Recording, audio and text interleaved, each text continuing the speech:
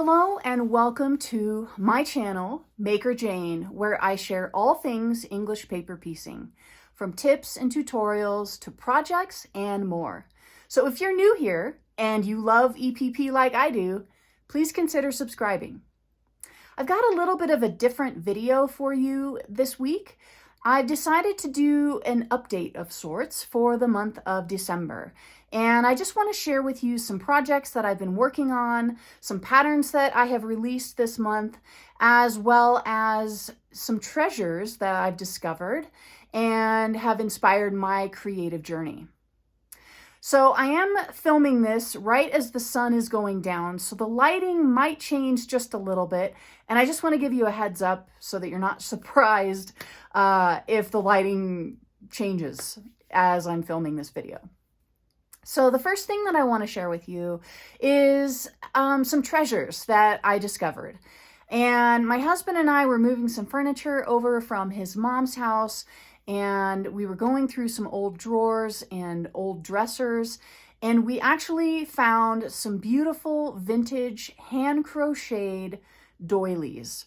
And I'm going to put some pictures up of them here for you and kind of talk you through my thinking process when I discovered them. But many of these are handmade, and a couple of them are not handmade. I can kind of tell by looking at them real close. But these first few are handmade, and when I saw them, I was immediately inspired and just immediately thought of English paper piecing and the miniature handwork that was involved in making them and just how delicate they are. They just really inspired me. They reminded me of flowers, fresh flowers from the garden. I love the symmetry of the doilies, and I love the floral mandala type of shape as well. I was really inspired by the delicate handwork of these pieces, and I have a feeling that they belong in my husband's family. And I just feel so honored and just privileged to be able to have them belong to me now, and that I can take care of them and hand them down to my family in the future. So I'm just really happy to have these, and I wanted to share them with you because they really inspired my creativity, and it was such a treasure to find them at the beginning of the month. So I wanted to share them with you and give you some of that inspiration as well. The other thing that we found in my mother-in-law's things was a really beautiful quilt. And ever since I first saw this quilt a few years ago, I was struck by the color, for one, but also just the unique aspect of the quilt. And I'm going to put a picture of it up here now for you to take a look at.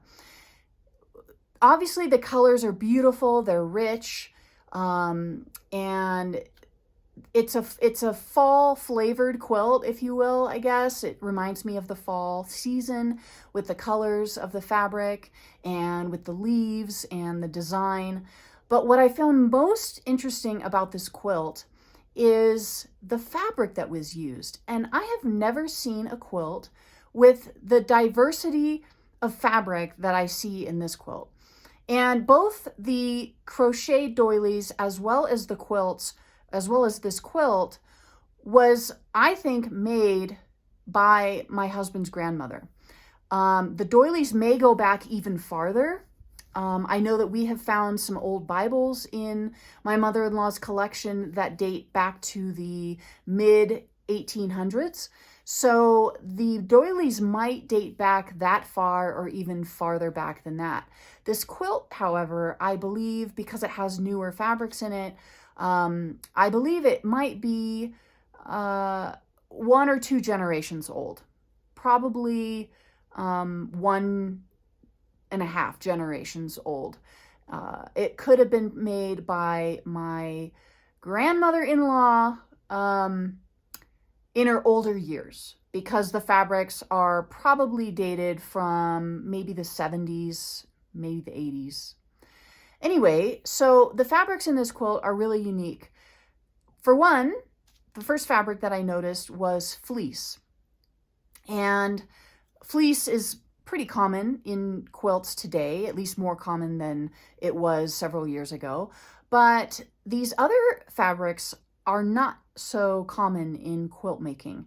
And this one here is a satin texture. I don't think it's real satin. I don't think it's real silk. It's probably a polyester material, but it's very soft and sheen, and it's got some sheen to it, and it reminds me of a silk type of texture.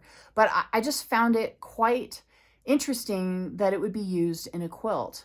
And then the other fabric that's here is this like velour, kind of a fake velvet, if you will. It's definitely got some nap to it, and it's pretty thick fibers sticking up on it, and it has a sheen to it, and it's so beautiful. But to see these three fabrics used together in the same quilt was shocking, first of all, but also very inspiring, because it reminded me that, wait a minute, you know, we can get creative with not only the colors that we pick, not only the designs that we use, but we can get creative in the actual fabric that we choose. And we shouldn't be afraid to experiment and to explore with different types of fabrics. So I definitely wanted to share that with you, and I just was so blessed and so excited to be able to add these items, both the crocheted pieces as well as this quilt, to my collection now. And I'm going to be cherishing them and taking care of them the best that I can. So the next thing that I wanted to share with you were some books that I discovered this month and went ahead and purchased them. I've been following several makers on Instagram, and I also follow a few makers on YouTube as well. And so a few of these are from those follows. And the first book that I purchased and received is this book here called Mending Matters. It's by Katrina Rodebog. And what prompted this purchase was my husband. He's a rancher, and he is outside working a lot with barbed wire. And he's got these really nice wool pants that his father had from World War II. And he wants to use them in the winter when it's cold out. But he ended up poking a hole in it with some barbed wire last winter. And so I've been needing to mend them, and I don't know how. And so I started exploring and looking for mending books and people to follow, and, you know, things that I can learn from. And I came across Katrina's Instagram as well as her book, and was very excited to see this, and excited to get into it and to start learning how to mend. I really believe in the message that she's promoting as well. It's about sustainability and slow fashion. And as someone who has made my own garments in the past, I have really kind of fallen into that same desire to want to make my own clothes and want to just slow down on the factory garment making industry and all of that. So here's a nice picture that I'll show you of an example of some of the mending that she teaches in this book. And what I love about her style is she actually doesn't try to hide the hole in the garment. She actually uses that and adds even more character to it, while at the same time, you know, strengthening the fabric and allowing it to continue to be used. Here's another example. Allowing it to continue to be used as a garment. So I'm really excited to explore this book. I haven't really gotten into it yet. You can see I've got my bookmark right here, and I'm on page 50. So I am making my way through the book. But I'm gonna probably read this first, and then once I get a pretty solid handle on what the techniques are just from reading it, then I'm gonna go back through with my needle and thread and maybe a scrap piece of fabric or something, just to start practicing those stitches before I actually start working on his wool pants. So that's a book that you might want to check out. And I will be putting links to the books that I share down in the description so you can get to those easily. This next book has been one that I have wanted for a pretty long time. I've been following the author of this book for a couple years now. She runs a embroidery email list, and her name is Shannon Bogan, and this is her book. But she runs a email list called Take a Stitch Tuesday, and each week for the whole year, she sends an email out, and in each email, it links to her blog where she has a tutorial on a new embroidery stitch for each week. And I've been receiving the emails for the last 2 years, intending to actually do the hand embroidery and learning how to hand embroider, but I haven't actually done it yet. And so this year, this next year, 2022, I am committing and dedicating to learning hand embroidery through Sharon's email list and through her Take a Stitch Tuesday. And it's TAST for short, or TASTE for short. So this is a recent book that she came out with called Creative Stitches, and hopefully this light isn't glaring too much. I'll try to hold it at an angle. But this is a recent book that she published. I think she published it just this year in 2021. I may be incorrect about that. Let me just double check. 2020. Okay. So it was published in 2020, and Sharon is known for her crazy quilting and her embroidering on her crazy quilting. So this is just the inside cover. To give you an example of her work, she is amazing at embroidery, and I love how she incorporates beads and different types of embroidery thread into her work. So I'm just going to show you a couple pages here to give you an idea of the book, but basically it takes her taste lessons that are on her blog and it turns them into book format. So she gives you very detailed photos of each stitch, and I'm going to be using this book in combination with her taste series that hopefully I think should be starting next week, and teach myself hand embroidery. So this kind of goes along with the mending book because it's totally related, obviously, with needle and thread and handwork. And the cool thing about the mending book is that I could incorporate a lot of the stitches from hand embroidery into my mending. So this just says at the top, a visual guide to 120 essential stitches for stunning designs. And what I love too is she takes standard hand embroidery stitches and she turns them into more creative stitches by either combining or altering the stitch in a way that makes it even more unique and more creative. So I'll just show you real quick also the back of the book. It says Endless Inspiration, a photo guide to embroidery stitches.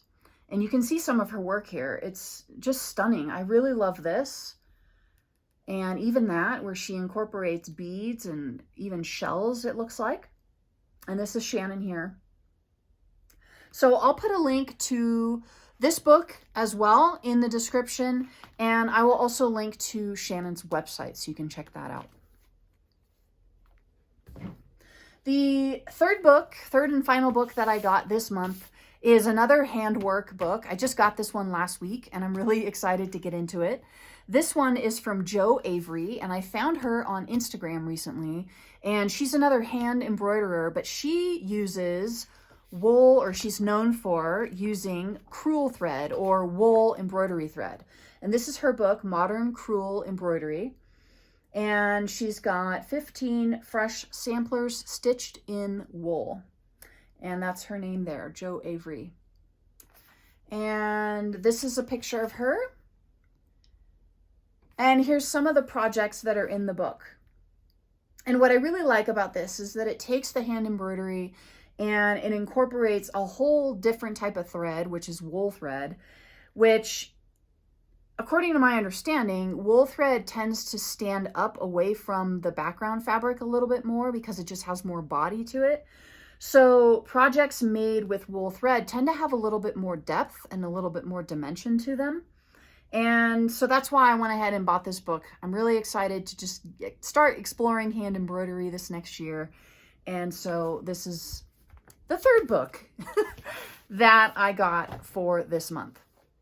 So it seems to be a hand embroidery theme for the month of December, but that's only in the way of books. That's not in the way of any projects because I haven't actually started hand embroidering yet. So in future update videos, I'll be sharing some of the projects that I make from those books on the hand embroidery with you. So before I get into my personal projects for the month, which is just a couple, I wanted to share with you some of the new patterns that are free that I have up on my blog. And just a few weeks ago, I did a 4-week blog series, and I also posted here for each week on YouTube of a Getting Started with English Paper Piecing series. And as part of that series, I taught my readers how to create an EPP bookmark. So I just wanted to show you some of the bookmarks that I made in preparation for the series and as part of the series. And I've got a few of them here. So this bookmark you might recognize if you're a subscriber. This bookmark we made together as part of the series here on the channel as well as on the blog.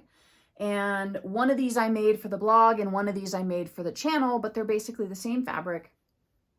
And basically it's just 5 hexagons stitched together and then appliqued to the background fabric. And then we stitched the background fabrics together, right sides together. We turned them inside out and then did our finishing stitches on those as well. What I really like about the bookmarks is they're really super fast to make and they're super easy to make, and they make great gifts for yourself or for others. And I just love them. I am using them in my bullet journal. I'm using them in my regular book reading. I'm using them in my cookbooks in the kitchen. Here's another one that I made. This one just has dark blue fabric for the background and then yellow hexagons. And then this is one of my favorite ones. This was kind of just an exploration of different fabrics, different colors. And I grabbed some turquoise because I really liked the turquoise that was inside of this fabric. And then I put it on the yellow background. So if you want to make some EPP bookmarks, I will link down below to the series on the blog. And I'll also put a card up above to the first part of our YouTube series that we did in coordination with the blog series. The other thing that I finished this month and am really excited to announce to you is a table topper pattern.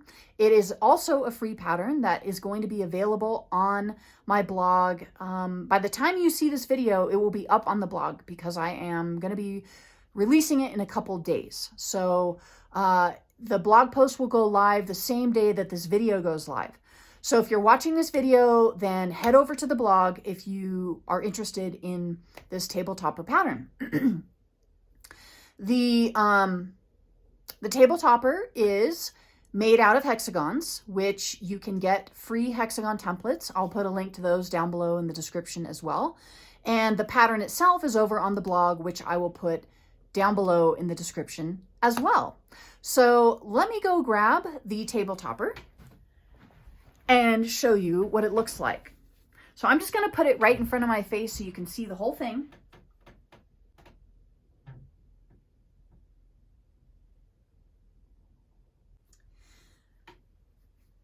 So you can get this pattern free on my website. It's a really great, very relaxing project, and it's a great project to make for your own winter decoration if you'd like to decorate your dining table in a winter theme.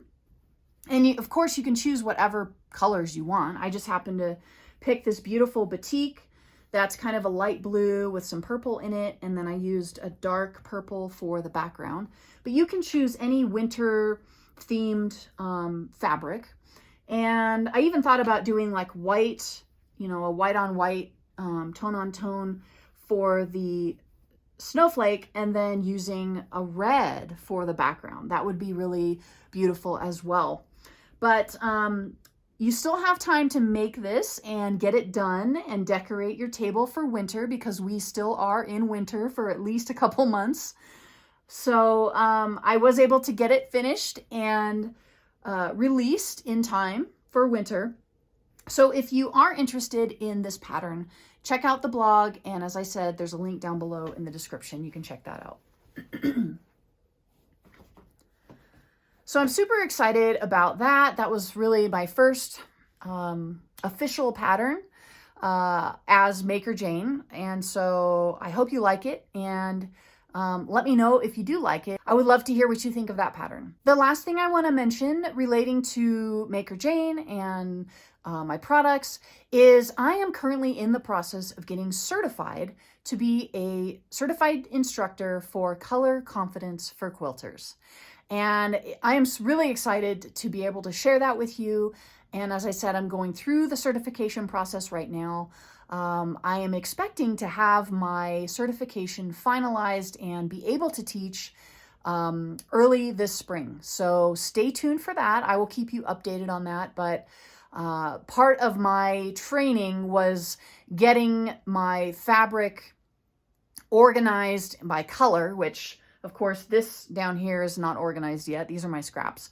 But this shelf here and up above, which you can't see, these are my fat quarters that I have organized by color, and that was quite a feat. It took quite a lot of time and a lot of brain power, but I'm glad I got it done, and I'm very excited. And there is so much about color and so many great tools and concepts that, if we understand them, can actually help us to make more creative choices in our color choices with more confidence. And so I'm really excited to be sharing that with you this coming spring. So stay tuned for that. So before I finish this video, there is a couple of personal projects that I wanted to share with you just for more inspiration. I've actually been learning how to loom knit, and I love crochet. I taught myself how to crochet as a very young person, and I love it. I just haven't done it in a while. But when my husband and I recently moved, I wanted to take up knitting because I had never tried knitting before. And I attempted to teach myself how to knit. I just couldn't get the handwork down. It's different than crochet. And I couldn't get the rhythm. And so I put knitting aside for a while. Well, this month I finished a loom knit project, and I had never heard of loom knitting before until recently, and started exploring a little bit on YouTube, watching some loom knitting videos. I picked up a couple of looms, and actually what prompted the idea was I was given a set of looms by a friend. I didn't even know what they were, and she had given me a bunch of fabric and crafting supplies, and that set of looms was in the kit. And so, and actually, I'll just put a picture up here for you so that you know what I'm talking about. This is a loom that's used in loom knitting. But I decided to go ahead and try it out. So I went and bought some yarn, and I'm excited to say that I actually made myself this hat, and I really love it. And what I love about the pattern, I found it online. It's actually on YouTube, and I'll put a link down below to it, but it's by a lady, I can't remember her name, but her channel is called Luma Hat. And I will link to it down below so you can check it out. But the pattern was so simple, it was so fast to make, and it was customizable. So the lady that has the channel, and I'm sorry, I can't remember her name, She's a really good instructor, and she walks you through the whole process step by step. It's very clear. It's very easy to follow. And I decided to make my brim wider because we live in a cold climate here, and it keeps my ears warm perfectly. It's almost like wearing earmuffs. But I love the yarn that I was able to find, and I love how the hat fits. So I wanted to share that with you. And if you've ever wanted to try knitting, but haven't been able to, or just weren't able to really get it, you might want to consider loom knitting. So check out the link below, and you might like it. The last personal project I want to show you is something that came about. It was an idea that I had based on one of the fabric subscriptions that I get. And I have some videos I'll link to up above here of some unboxing videos of a fabric subscription called Snippet. And it's a fabric subscription from Cotton Cuts, and you subscribe for a bag of scrap fabric. And actually, here is an example of that right here. So this is one of my Snippet subscriptions. I think it was last month I got this one. Trying to remember. Anyway, yeah, I think this was November. But you can watch the videos at another time. I'm not going to go through that whole thing. But what inspired me was the first package of fabric scraps that I got, I thought, you know, how fun would it be to try to make a project out of these scraps and see what I can come up with. So I did just that, and I want to show you what that project is right now. So I had this idea to combine English paper piecing with some strip piecing. And most of the pieces that came in the Snippet package were strips. Some had some larger chunks that I was actually able to make some EPP flowers out of using hexagons. These are 1-inch hexagons, and I just took whatever bigger chunks of fabric were in the package, and I basted as many hexagons as I could. And then I just started arranging the hexagons into these flowers. I ended up making 4 flowers so far. So this is the third one. And then that's the fourth one. And with the strips, I explored and experimented improv string piecing.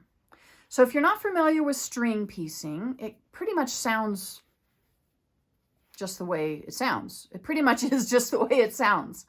Basically, you just sew strips together like strings, and I actually used freezer paper to make this. And I made 4 blocks, and each one is a little bit different. And I just used whatever I had. So I didn't really think about it. And like I said, it's improv. So I just grabbed whatever strips were sitting next to me and started stitching them together. I didn't mark the freezer paper. I just laid 2 pieces of fabric down on the freezer paper and started sewing them together. So those are the 4 background pieces or background blocks. And then what I'm going to do is I'm going to applique the EPP on top of the string piecing. And then I'll make 4 of these, and they're each going to be a little bit unique, a little bit different. And then I'm not quite sure how I'm going to piece them together yet though, but I will piece them together. Let's see, this one goes this one. And I might alternate them. So I might put one horizontal like this on the background. And I think the one that I showed you before was vertical like this. So let's put this one on this one.